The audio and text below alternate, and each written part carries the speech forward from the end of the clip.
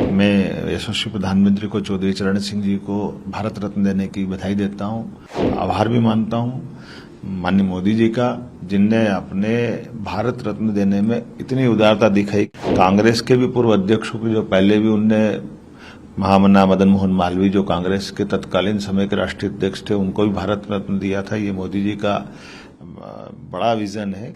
मैं मान के चलता हूं कि जिस प्रकार से मोदी जी का नेतृत्व है, वो हमारे जीवन के सब क्षेत्रों के किए गए योगदान को याद रखते हैं।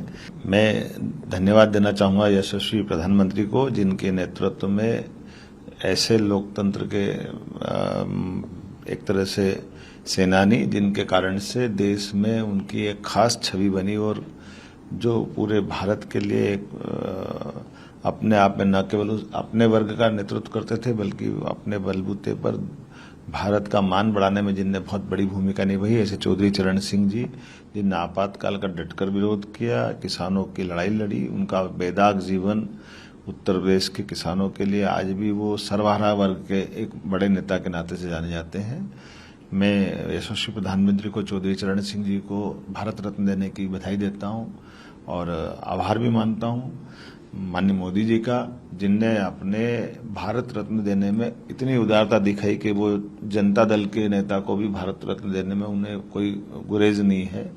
कांग्रेस के भी पूर्व अध्यक्षों को, जो पहले भी उनने महामना मदन मोहन मालवीय, जो कांग्रेस के तत्कालीन समय के राष्ट्रीय अध्यक्ष थे, उनको भी भारत रत्न दिया था। ये मोदी जी का बड़ा विजन है कि वो ऐसे अभी नरसिम्हा राव जी को जिस प्रकार से उनने भारत रत्न दिया है, हम सब जानते हैं कि नरसिम्हा राव जी के लेकर के कांग्रेस ने, अभी उनके पोते ने जो ट्वीट किया है, वो अपने आप में इस बात का उल्लेख है कि नरसिम्हा राव जी का राजनीतिक जीवन तो कांग्रेस के लिए समर्पित पूरा रहे ही है, बल्कि नरसिम्हा राव जी ने सभी क्षेत्रों में भारत सरकार के लिए एक तरह से विकास के नए दरवाजे खोले, वित्तीय व्यवस्था से लेकर के सभी व्यवस्था में। और मूर्धन्य विद्वान, विधायक, सांसद, मुख्यमंत्री, मंत्री, भारत सरकार के मंत्री, प्रधानमंत्री, और एक तरह से उनके बारे में कहा जाता है कि वो बोलते कम थे, उनके काम बोलते थे। ऐसे एक महान नेता को भारत रत्न देना,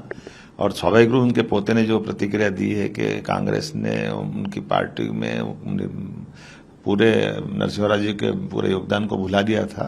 मैं धन्यवाद देना चाहूंगा मोदी जी को, जिनने नरसिम्हा राव जी को याद रखा। ऐसे हरित क्रांति के बड़े नेता, और खास करके कृषि क्षेत्र में जो हमने अपना काम किया है, डॉक्टर MS स्वामीनाथन को जो भारत रत्न दिया है, ये समूचे किसानों के लिए, कृषि जगत के लिए एक उल्लास का क्षण है। देश की आज़ादी के बाद किसानों की जीवन में कृषि लाभ का धंधा बने, लाखों करोड़ों लोगों के जीवन में इससे सुख का सूरज निकले। इससे बड़ा काम करने का अगर किसी ने इस कृषि क्षेत्र में काम किया तो वो डॉक्टर MS स्वामीनाथन है। उनके इस योगदान को आज़ादी के बाद भी मोदी जी ने याद रखा। ये हम सबके लिए, खास करके वैज्ञानिक जगत में, ये बहुत गर्व और गौरव की बात है। मैं मान के चलता हूँ कि जिस प्रकार से मोदी जी का नेतृत्व है, वो हमारे जीवन के सब क्षेत्रों के किए गए योगदान को याद रखते हैं।